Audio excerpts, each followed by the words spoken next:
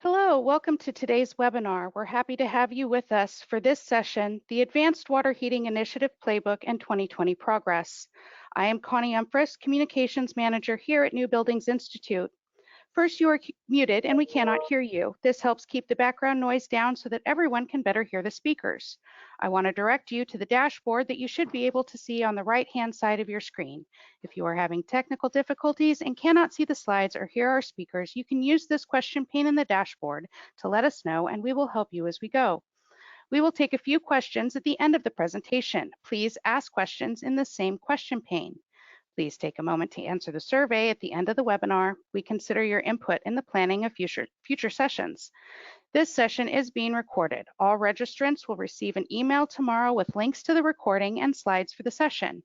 If you need a certificate of attendance for your records, it will also be part of tomorrow's follow-up. I'm going to pass the microphone to our CEO at NBI, Ralph Danola. Thank you so much, Connie, and thank you all for joining us. Thank you to our panelists for being with us today. We're very excited to introduce some of you and go over a review of 2020 progress with the Advanced Water Heating Initiative. I'd like to thank our funders and partners, Bonneville Power Administration, the Northwest Energy Efficiency Alliance, Building Decarbonization Coalition, Southern California Edison, and the Sacramento Municipal Utility District. Thank you for your support and your collaboration. And there's a whole host of others that we would like to thank as well as participants in this initiative. So I'm going to allow the panelists to introduce themselves when they start the session, but we have quite an exciting panel for you today in this webinar. And so I'm just going to jump in and get started. For one thing, I want to welcome and have you welcome Smita Gupta, who just joined New Buildings Institute as our Director of Building Innovation, and she just started last week, and so we're very excited to have her with us and hope that you have an opportunity to meet her. She will be helping to lead the Advanced Water Heating Initiative for New Buildings Institute moving forward.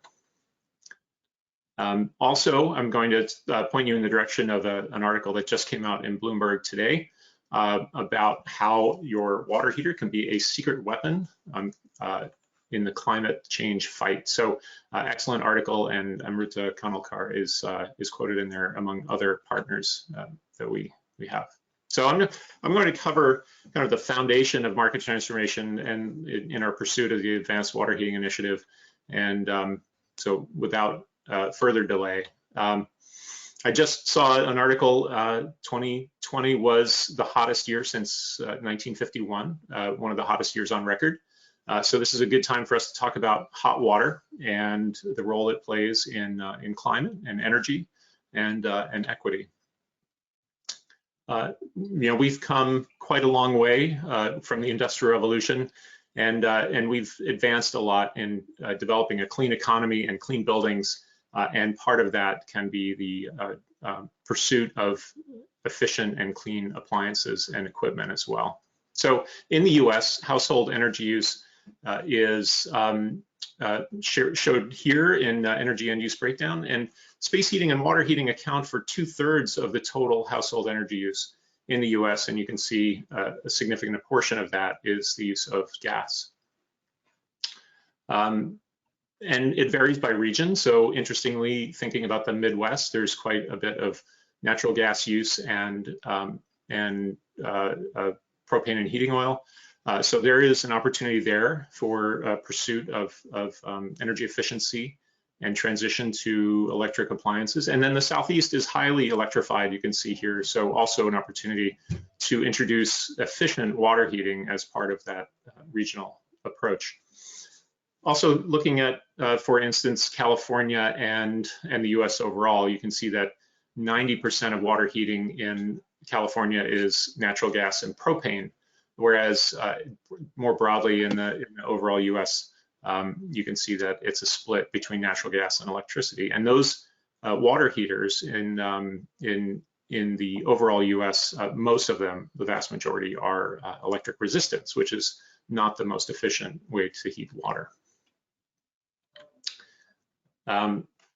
And so one of the reasons we focus on water heating and transitioning to electric water heating is that, as we pursue a cleaner grid and we electrify the grid, we add renewables to the grid and clean the grid, that when we pursue electric appliances and equipment, we can see that emissions can be reduced, whereas with natural gas combusting equipment, we still have the same emissions regardless of what happens with the grid. Emissions and operating costs are something else we want to focus on here, and you can see that heat pump water heaters can have quite a significant reduction, 2 to 3 times or 4 times the reduction in energy use and emissions compared to other choices like electric resistance and standard gas storage water heating. And this is important because we want to pursue energy efficiency and emissions reductions, but we also want to address the energy burden in the country. So you can see it varies across the country, but heat pump water heaters can be also a solution for equity. And there's many organizations that we're working with that are pursuing this. And so there's examples of programs that are dedicated to addressing these concerns with low income and disadvantaged communities and helping them to pursue clean and efficient water heating. So electric vehicles have come a long way since 1890 when the original electric vehicle was invented, and water heating when Ruud invented the automatic gas storage water heater in 1890. That technology has not seen a tremendous amount of advancement, whereas heat pump water heaters have advanced quite a bit over the past several decades and continue to advance today. So they are, perhaps a silver bullet for climate and equity and health, and that's why we're here today to talk about the advanced water heating.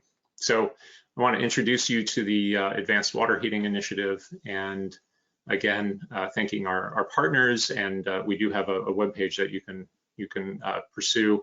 So we've been working with over 50 organizations and 100 active participants in our initiative, representing a broad array of the industry, including manufacturers, utilities, efficiency advocates, and air quality management regulators, and others.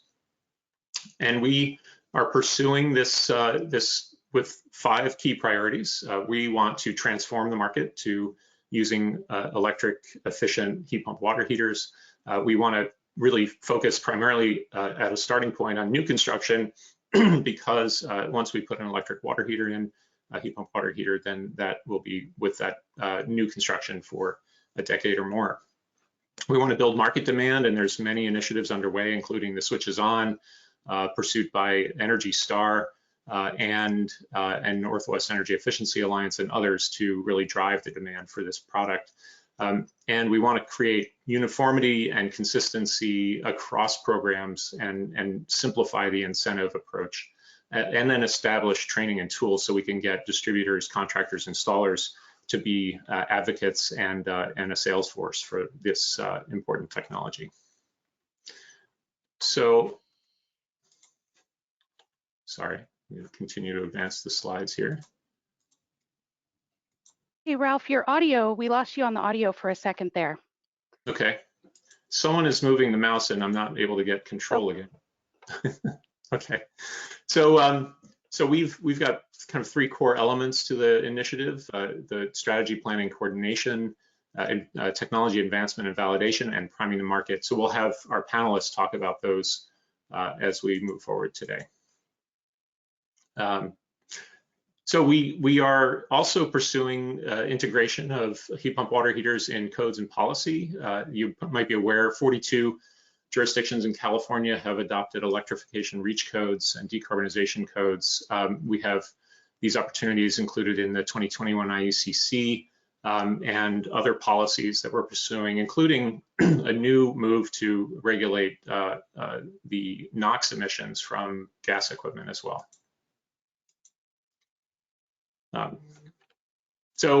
One of the things we're also showcasing today and what this webinar is about is this new report bringing heat pump water heaters into the mainstream. So that's being released today.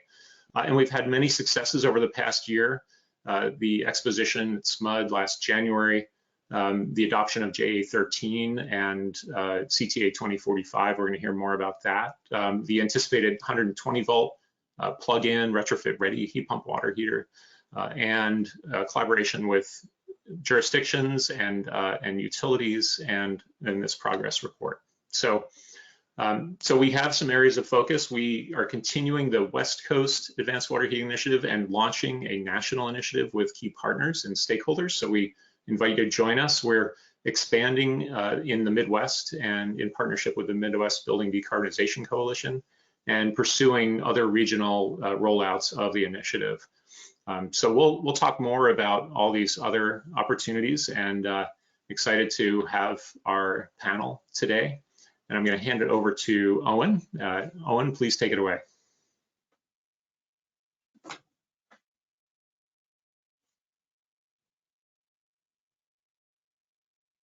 Owen, you're muted. Sorry. Can you unmute? Okay, there you go. Thanks, Ralph. So yeah, I'm Owen Howlett with the Sacramento Municipal Utility District, and in the context of this initiative, I'm the lead for the Unitary Water Heaters Working Group. And what we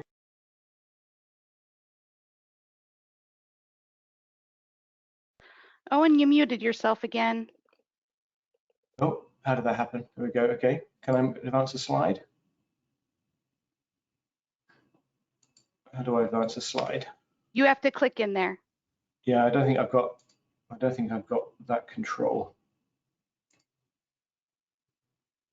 Oh, there we go. All right, okay.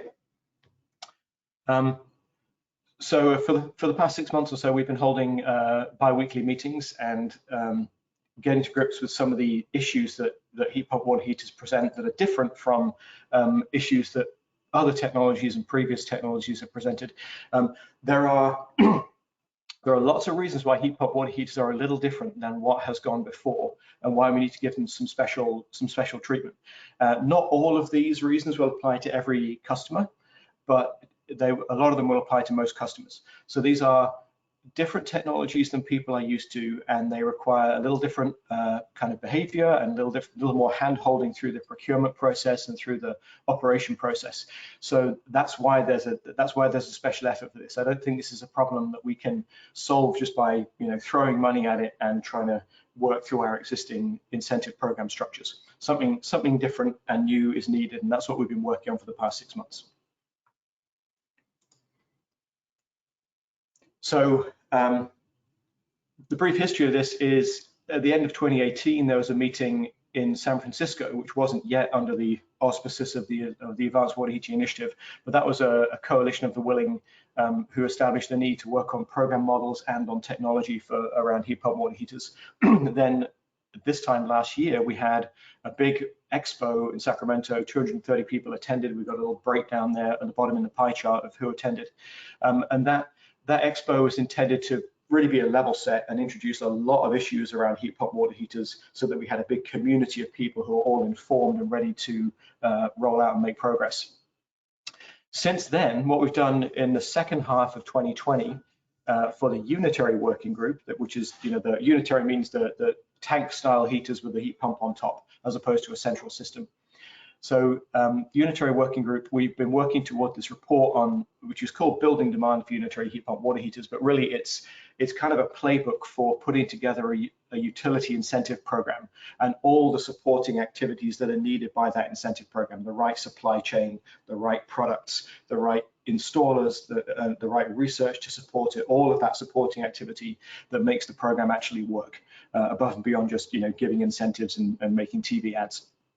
So this little table here shows you some of the meeting topics that we've had over the past 6 months, and we've taken deep dives on each of these issues and several others to try to help utilities come up with new and better programs.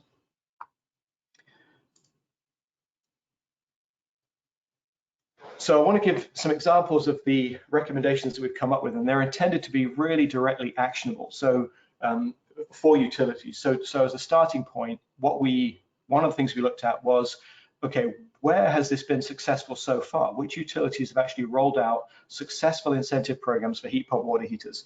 And why were they successful? What did the programs look like? What were their features? And why did they work? And I don't have time now to go into this. This will all be in the report, but it's actually very interesting how they work. It isn't a question of just providing the right incentive and trying to reach out to the right people. It's a question of really providing the whole of the context in which the program operates. It's identifying partners, it's making sure that distributors are stocking the water heater, it's setting up the right business models with trade ally networks and contractor chains, and then a whole bunch of other activities. So this is intended to be a starting point. This is if your local utility or your city or whatever, or your CCA wants to set up a water heater program or hasn't set up a water heater program, this is a really great place to start, because this is what has worked so far.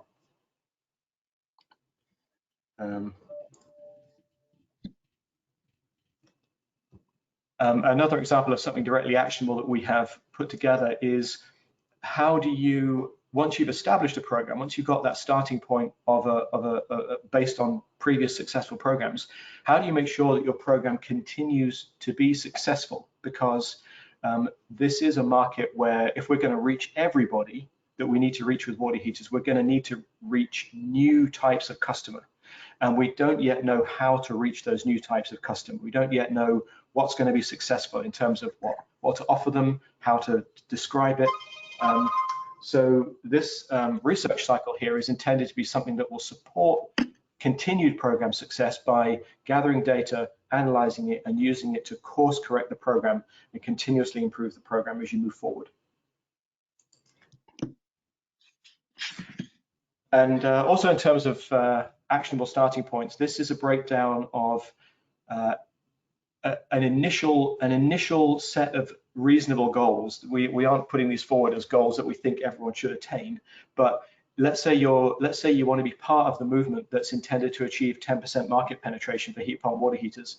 To get to 10% of the market, this is roughly where we need to be in terms of how many water heaters we're putting into new construction and existing, and how that breaks down by single family and multifamily, and how it breaks down by fuel type. So this is intended to be a realistic set of starting point goals for a program. So if you're interested, if you're intending to set up a program, or you're working with people who are setting up a program, this might be a useful set of goals for you to refer to. And you can see how it changes a little bit across the state depending on the breakdown of building types and existing fuels. There are many more things, but mostly there are lots of opportunities here with heat pump water heaters for utilities and other people who are involved in market transformation to work together, because something that you do in your own individual utility territory or in your own city is worthwhile. But if we can work together on transforming the market, bringing the same messages to customers and sharing data so that we can learn faster and create better programs that learn, then we're going to be stronger together. The first example of that is the 120-volt water heater field trial that we're putting together, that's going to be across multiple utilities, and we're intending to share data from across those multiple utilities to learn how well those 120-volt units are working. And that's all I wanted to say. And I will look forward to Q&As.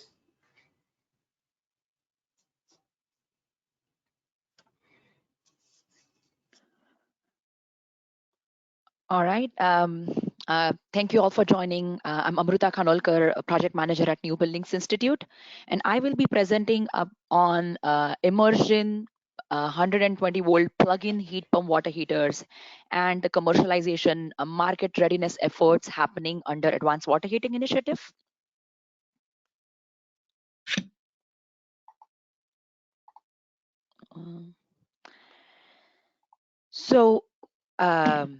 Why is this technology needed? As you saw on Ralph's slide, over 90% of water heating stock in California and over 55% water heaters nationally are using natural gas or propane to heat their water. And For those customers, if they want to decarbonize or if they want to switch to a heat pump water heater, the only option right now is to go for expensive and extensive panel upgrades. So if this technology, if validated, will no longer require that. So these 120 plug-in retrofit-ready heat pump water heaters can be plugged into any existing electrical circuit.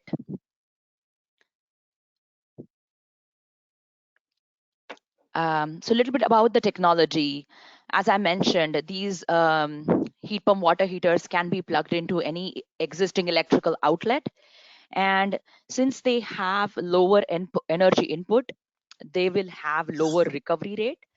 And because of that, we have heard about a couple of techniques that the manufacturers are using in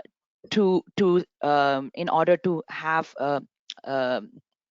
to take care of the water heating demand.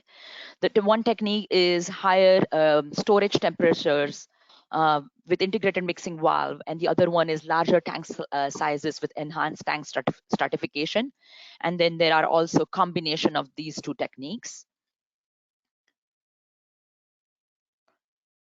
So about the technology status, as Owen mentioned, about 2 years ago at a retrofit ready summit in California, the need for this technology was identified and specifications were written. Now the specifications are part of NEA's Advanced Water Heating Specification version 7. And just in 2 years, there are market ready or near ready products coming into the market. So GE Appliances showcased their plug-in 120 volt heat pump water heater at Smart Expo in 2020. It's a shared circuit plug-in 120 volt with an integrated mixing valve. It has grid connectivity capability, so it does have a CTA 2045 module. Similarly, just about a couple of weeks ago, Ream announced their first market-ready 120 volt model, which is a dedicated circuit. They're also working on a shared circuit one, and this one will have an integrated Wi-Fi control. So not just Ream and GE, there are other manufacturers who are working on this technology, and by Q2 and Q4 of this year, there should be more products coming into the market.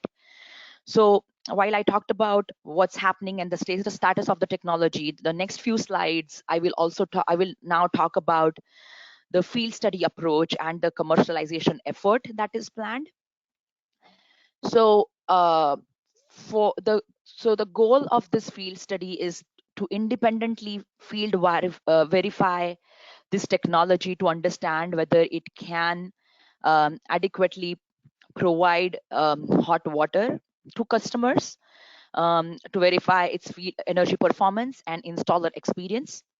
And the overall goal is to help with a quicker market adoption, commercialization, and program promotion. In the field study, we are trying to target demonstration diversity. So for example, application wise, we are targeting single family, in-unit multifamily, and manufactured homes. Also location diversity, so installations in garages, closets, and basements. And for climatic diversity, in California, we are targeting sites in South Coast, Bay Area, and Central Valley, whereas in Northwest, it's going to be east and west of the Cascades.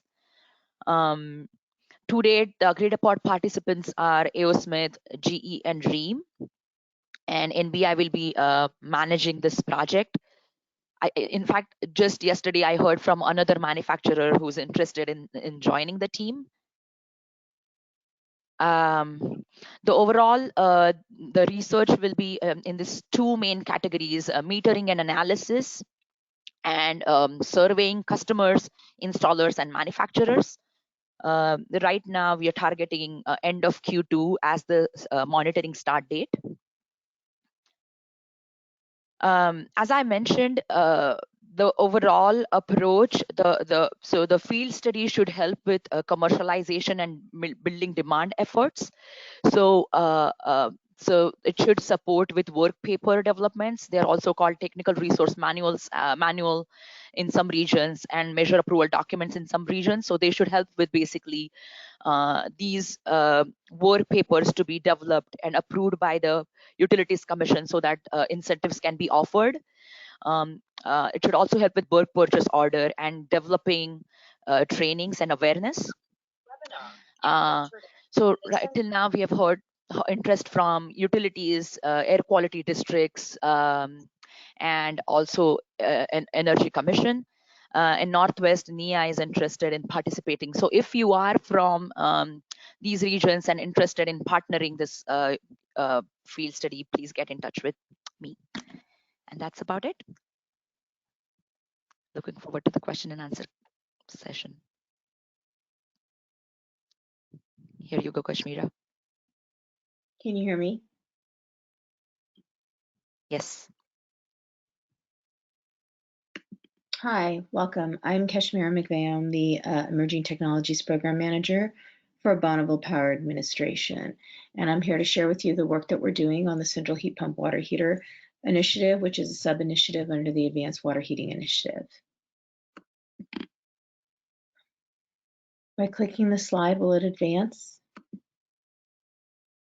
Yeah, just give me a second. I'll mute myself. You go ahead and re-click into the screen and you should be able to advance. Okay, thank you. You can use your forward arrow or your down arrow. Great. Okay, looks like we're going. So just as a little background context, Bonneville's located in the Pacific Northwest. For those of us that don't know, we're a wholesale power marketing agency, which means we basically have 140 plus retail utility customers that we provide power and conservation programs for. We have been researching central heat pump water heaters for more than 10 years up here in the Pacific Northwest, and we've learned a lot. We've learned what to do, what not to do, and how we can best move things forward. I've included our website up there in case you guys want to go and see some of the reports that were done. And what we've learned from 10 years plus experiences, in order to have a viable heat pump water heater program, we need to have fully plug and play package systems, complete systems.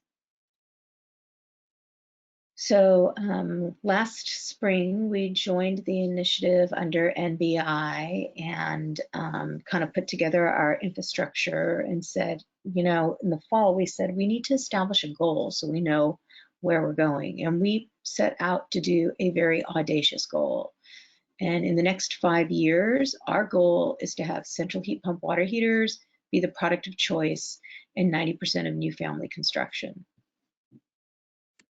And with that goal, then we said, okay, well, how do we want to get there? And similar to what Owen said and Ralph said, our focus is on multifamily new construction. It's a narrow laser target, a beachhead market with one of the largest growing areas across the country. And our goal there is to get a stronghold in that market, prove our performance, prove our efficiency, prove the customer satisfaction, and then leverage those champions into spilling over and being our advocates in other adjacent market segments. So then once we established our goal and kind of set our strategy in October, we said, well, how are we going to get there? You know, a lot of questions still we're figuring out. What's the best way to influence the market and drive the change? What levers can we use to maybe get to that mass adoption? What outcomes are we seeking in each of these areas? And whose help are we going to need to accomplish these goals? So we basically broke our work down into 3 work streams: price, product, and the customer. And starting with price, we basically have a few different tools we can use. We can use our sticks or we can use carrots. And our goal is really to have competitively priced systems in all markets. And so with we have a sub-team that's focused on specifications, standards, codes, and incentives. and we'll be developing a advanced water heater specification 8, to include central heat pump water heater systems. In addition to that, we will be developing criteria for a qualified products list for central heat pump water heater systems. And we will also be working on developing model incentive programs that others can adopt. Again, these model programs will be based on a plug and play approach of a package system that can be dropped in. Part of what we're thinking is maybe tiered requirements, because we want to avoid the custom applications, because custom applications will not allow our products to get to scale, nor will it allow utilities to easily adopt and implement incentive programs. Our products team started out the year with 2 products. And in the last few months, we've now gone to 5 products, probably similar to the excitement that Amruta and the team are seeing in the 120 volt, where we have manufacturers now coming to us saying, we'd like to work with you and bring our products to the market using the process you're using. When we're talking about a central heat pump water heater plug and play system, we're talking about the compressor, the mixing valves, the temperature maintenance, and the storage tanks. When we discuss these fully packaged systems, we mean COPs of 3 and above. We want those with load shift capability and CTA 2045, and they must have low global warming potential refrigerants. So those are the products that we will be investing in, promoting, and advocating for. Our goal is to have multiple proven products available in local markets. So it doesn't do any good if we can get it, on order multiple weeks out. So everyone has to be able to get it. We want to see known, quantifiable, persistent energy savings. It's got to be repeatable and reliable. So again, this is why we're using the approach of having a fully packaged plug-and-play system. We're partnering with manufacturers to bring new products through the pipeline, and as they come out of the other end of the pipeline, our technology innovation model, they'll come with the tools and resources they need to make the application of the product consistent and manageable. For 2021, we've got some pretty exciting things going on. So we plan to end the year with 7 products. Now remember, I said we started the year with 2 products. 7 products with low GWP coming through our technology innovation model, which I put a screenshot over on the right-hand side of the slide. We'll be ending it with 5 fully developed products with design guidelines. Actually, I should say in our 2-year work plan, we plan to do that. This next year, we'll be focusing on 3 research projects that will be demonstrating temperature maintenance, thermal storage optimization, and load shifting. And in addition to that, we have 2 open access tools that are available online, an EcoSizer tool, which has already been developed. You can go to it, the links on the slides there, and that allows you to very easily design the appropriate size of a system, and also has a trade-off between additional storage for load shifting and capacity versus, sizing it as small as possible. So I encourage all of you to use that. That tool was recently released in the last couple months. And this next year, we're looking for funding to do the energy modeling, part 2 of that tool. So what is the energy usage? And that would be the EcoSim tool that we plan to develop by the end of the year. And then finally, our last work streams, we have 3 of them: price, product, and the customer, the markets, market transformation. Our objective and goal there is to make sure that everybody knows what this product is, everybody wants the product. From the acquisition of the project to the optimization and maintenance of the project, everybody has to know how to use it. And we want to make sure that the tools are out there so people can do that. We're also planning to do some market research and change management to move the market. And one of the things that's a little different, I think, than the normal emerging tech and bringing products into the market in the energy efficiency sector is that we are, as we're doing these product demonstrations and doing R&D, at the same time, we're thinking about the program offerings and the codes, and also looking for stakeholder engagement and training and communications and change management. So rather than approaching these in a serial path, we're looking at it all at the same time. And our training program is very, very, very robust. We have a training map that really looks at the technology, the economics of the technology, the policy reasons and support for the technology and or mandates for the technology, and additional training resources. It's going to be the same look and feel. That's our goal, no matter where you go, whether you're in California or you're in Washington, or even if you're on the East Coast. Our goal is to make it similar and speak to everyone with the same voice. And this slide also shows you how we're kind of tackling the central market systems in looking at the policy development, the technology development, the market support, and the codes and standards that are needed to really pull everything together and how these swim lanes support one another. So next year is going to be amazing. Last year was amazing, and I encourage you guys to join us. Thank you very much. Thanks, Kashmira. This is Jeff Wicks, and there we go. I work at NEA, the Northwest Energy Efficiency Alliance, and I'm a product manager there, focusing on heat pump water heaters, and specifically connected heat pump water heaters. And I'm going to be speaking about the value of water heating as a storage mechanism and the increased integration of renewables, as Ralph talked about at the beginning. So we're going to walk through a series of topics. Hopefully it won't get too much in the weeds, but the question we have in front of us is, what problem are we trying to solve? We're trying to solve a problem of reducing the number of carbon-intensive plants that are coming offline. Here in the Northwest, we've just retired 2 or 3 of them. More renewables are coming available, and the grid needs to be more flexible. Peaker plants are currently very expensive and very carbon intensive, so we're trying to come up with creative solutions. And it doesn't happen just willy-nilly, and we need to have a concerted plan.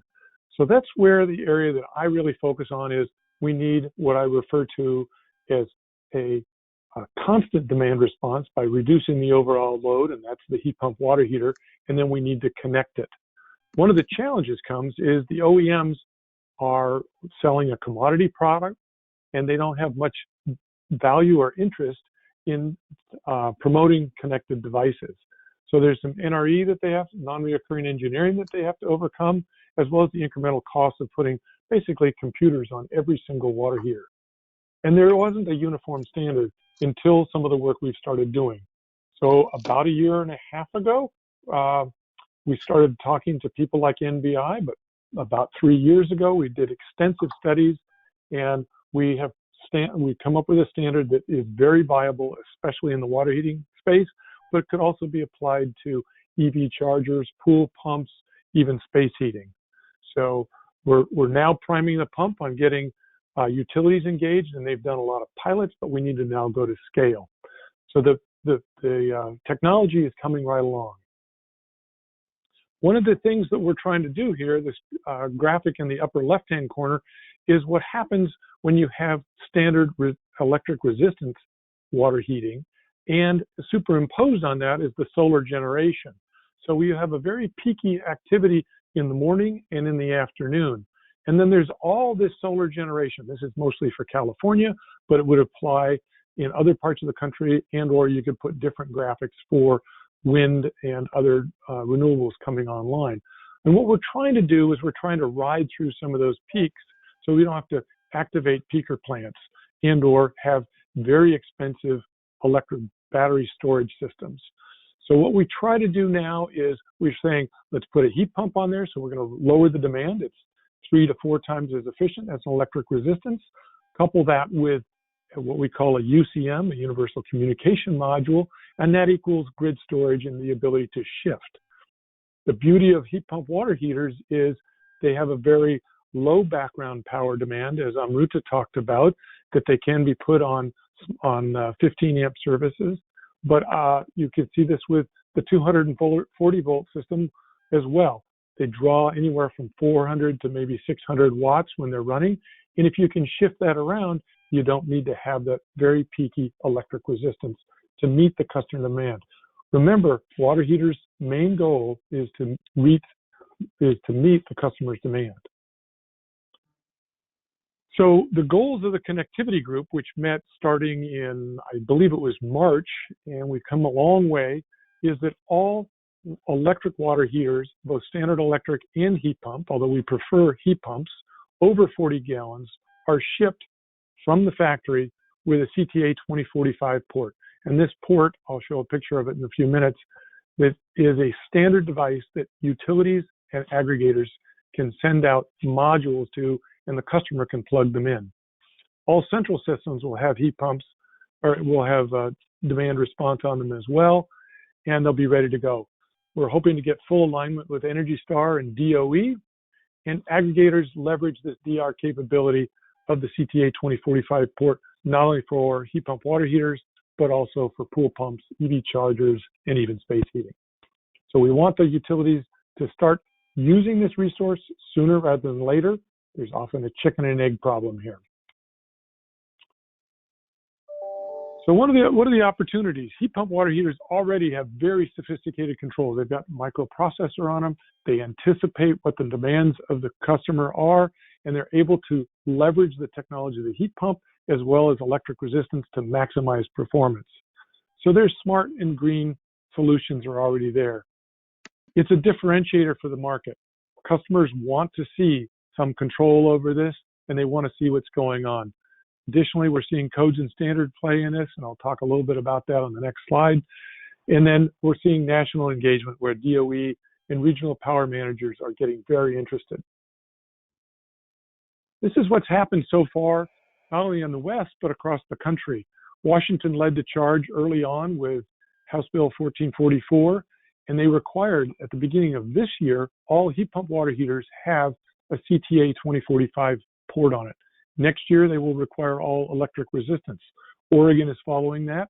Energy Star has just released their 4.0, and they talk about CTA 2045 or OpenADR. It's a little confusing for the marketplace right now. We'd like to get that more standardized to just CTA 2045 port. AHR 1380, which is a standard on space heating, says CTA or ADR, OpenADR.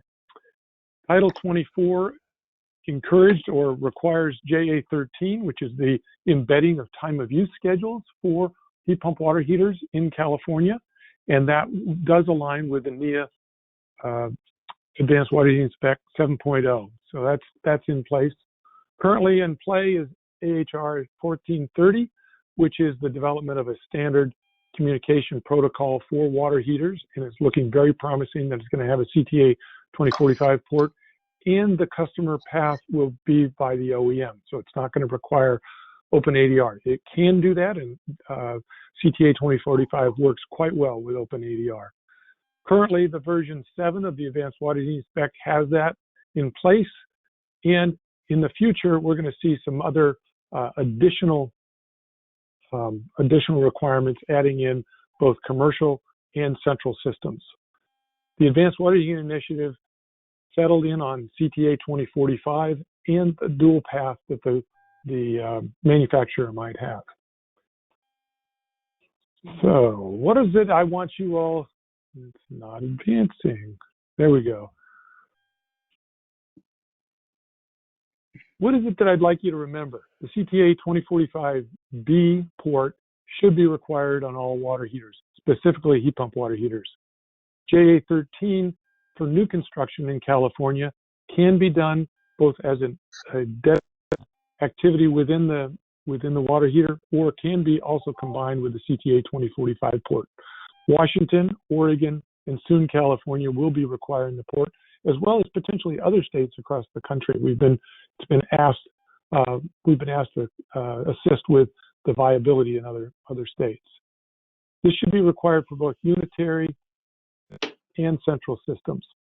All the manufacturers on board, and it's taken a while to get there, but as long as we have a standard across the U.S., it makes it easy for them to make a standard product. So that's how you can get a hold of me, and I think we'll open it up for questions. Is that right, Ralph? Thank you, Jeff. And just a couple more slides. So Just bear with me here. So we have another report that you should be aware of, the Building Electrification Technology Roadmap. We have a webinar coming up on that in the near future. So if you're interested in electrification technologies and where they are in the path to development and are wanting to get more information, please go to this link and join us for the next webinar. Also, sorry, it's jumping around a little bit here. We want to invite you to join us for the Getting to Zero Forum, which will be in New York City, October 27th through the 29th. And we are hoping by that time that we are all able to get together. So put it on your calendar. Please consider joining us. And we have events and resources associated with that on our gettingtozeroforum.org website. And we also would like to share our Getting to Zero resource hub. And so at the same website, you'll be able to find this hub as well with over 300 resources around zero energy and carbon neutral buildings. We also want to invite you to join us with the Advanced Water Heating Initiative, so you can become a partner either on the West Coast, in the Midwest, or with the national initiative. We're currently pursuing partnerships for that expansion, and we are looking for regional support for implementation. And then continuing to provide technical analyses and resources, the 120 volt field study, and would love to have connections with utilities and philanthropic support. And you can see the contact information for both Amrita and Smita there. So, and since Owen, I did see your slide that said, don't put things you want people to remember on your last slide. I'm gonna leave this one up for a little bit. Should we, Connie, move to turning our cameras on for Q&A? Yes, please. Okay, and I think we could take the slide deck down. It'll just be up in the background, I believe. Great. Okay, so Connie, I think you probably have Q&A coming in the chat. Yes, I do, and I just want to bring up real quick, you will get a, everybody who has registered for today's session will get a follow-up email tomorrow about this time with access to both the on-demand recording and a PDF of the slides, and you can share that with everybody. So I will dig into the questions here. I do want to just start by thanking our distinguished panel. I think that was a wonderful presentation, so thank you all for your contributions to this, this important webinar. Thanks. Okay, this is specifically for Owen. Sacramento has a lot of air conditioning demand. Can the cold air exhaust of a heat pump water heater be put to beneficial use indoors in summer, but vented outside in the winter? What new construction techniques, what new construction techniques and standards are needed to achieve this? Well, that is actually something that we've looked at quantitatively in research previously. We found, it was a limited study, it was only 26 participants, but we found that the people that had water heaters, heat pump water heaters in their garages did appreciate the cold air in the summer, and they didn't mind it in the winter. I'm guessing that's because they didn't spend a lot of time in their garage in the winter, but it was perceived as a benefit. And I have a secret strategy to sell heat pump water heaters to woodworkers because, you know, they need to keep their wood in a low humidity environment, and the heat pump water helps with that. In terms of new construction, that is a different animal, I think, because to really actively use that would require some sort of venting, you know, venting control, dampers and fans and that kind of thing. And then you're into a whole added area of cost and control, reliability and all that malarkey. And I don't think anybody has looked at that in detail yet, but I think it's something that in new construction you could potentially find clever ways to cluster devices in the home, so those interactions could be more beneficial. Okay. What do we anticipate from the 120 volt product deployment results? So as I mentioned, so the goal is third-party verification of to understand whether the heat pump water, this new technology can deliver adequate hot water or not, and at the same time, installer understand installer experience and energy performance. Also for manufacturers which have grid connectivity in them, also verify that aspect. And the overall goal is this field study should help with expediting this market readiness effort, the commercialization effort, like writing work papers, and integration in programs, incentive programs. Okay. This actually I probably should have flagged for earlier in the conversation, but we have somebody who needs some definitions around upstream, midstream, and downstream in this process. Would like to take that one. Jeff? I'll be happy to take that. Nia's been working in heat pump water heaters now for more than 10 years, and traditional utility programs are often referred to as downstream programs, where the customer buys a product or has a product installed, they fill out a very lengthy form, and then they submit it to their utility. They may even come out and verify it, but it takes 6 to 8 weeks to get your money back. While they are somewhat effective, they are not nearly as effective for this kind of a product. The midstream approach is an approach where you put the incentive at either distribution or potentially the installer. So it might be at a retail or a distribution site that sells plumbing supplies or water heaters or whatever. And those are very effective. We've had some great luck here in the Northwest with that. And then upstream, and we've done a bit of work with the upstream where we work directly with the original equipment manufacturers, and for every unit they ship into our region, we gave them an incentive. And but in exchange for both the midstream and the upstream, we asked for full category data. So we're finding out what other products are coming into the market. We pay them an upstream fee, and they say we shipped X number of water heaters into your region. One of the values is we can see what markets are getting approached and what are not. And then additionally, we're cutting out the layer cake of all of the people making money along the way.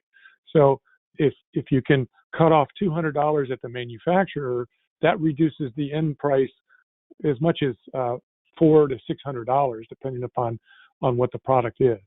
So we found that to be very effective, and I would encourage anybody to go as far upstream as possible.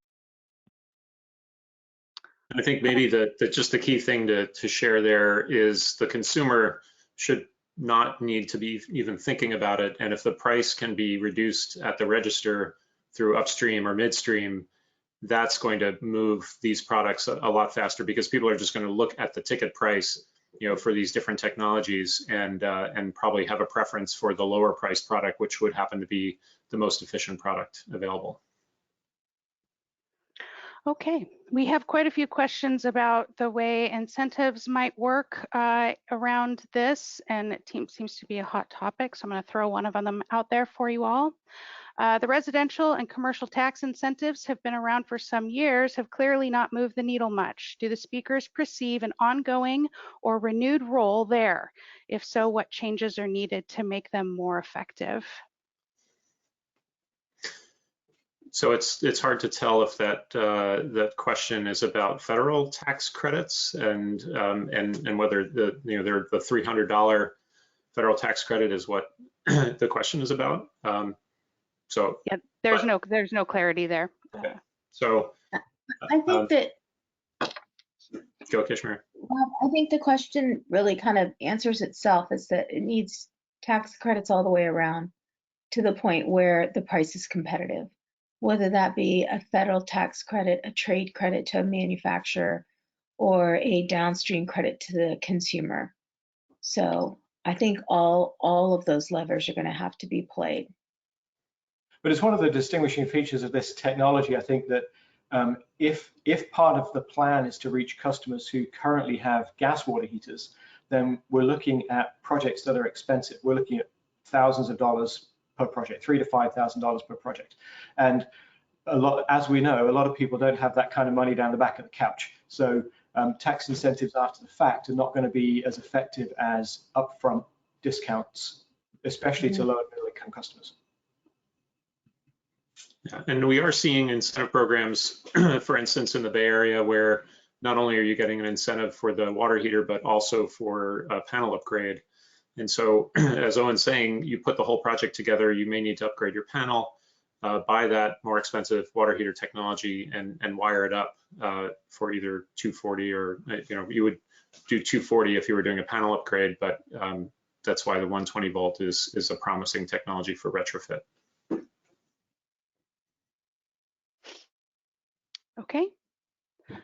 This is more of a high-level question here. What about the states where carbon emissions from electricity are so much greater than those for natural gas that even heat pumps efficiency may not overcome?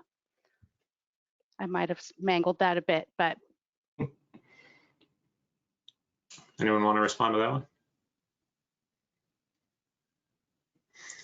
So I think part of the answer there is understanding the profile of the utility grid in that region. So there's high emissions time periods and lower emission time periods, and that's where the ability to flex with the connectivity and control with the control module is, I think, part of the solution there.